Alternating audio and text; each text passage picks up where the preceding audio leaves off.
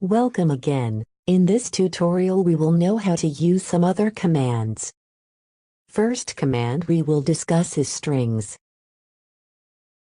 In some cases, like in binary files, we have unprintable characters, so we cannot do something like try to cat them, or open them in a text editor.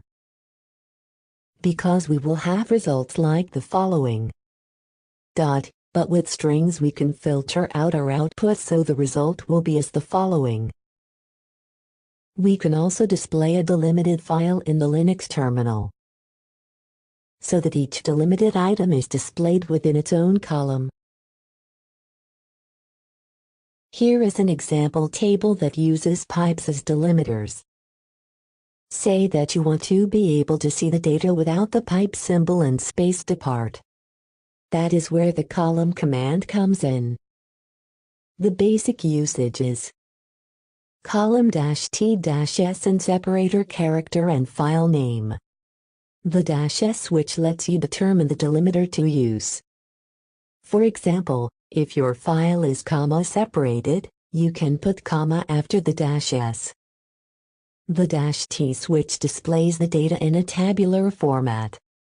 Then we have diff command, which is able to compare files line by line like the following example.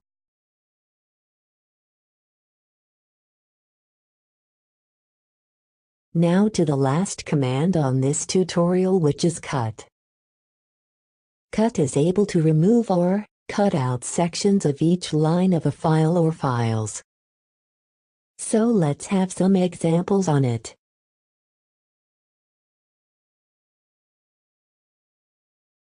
First we have cut me.txt file here. If we want to cut only the third field of each line, we can use command like, which -f means fields.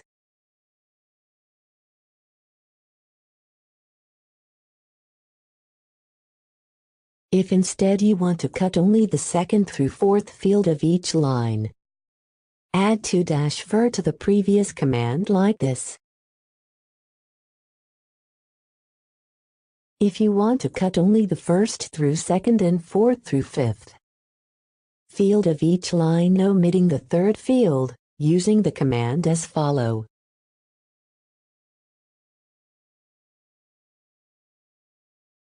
Or, let's say you want the third field and every field after it, omitting the first two fields. In this case, you could use this command. Other way to use the cut command is to specify a delimiter.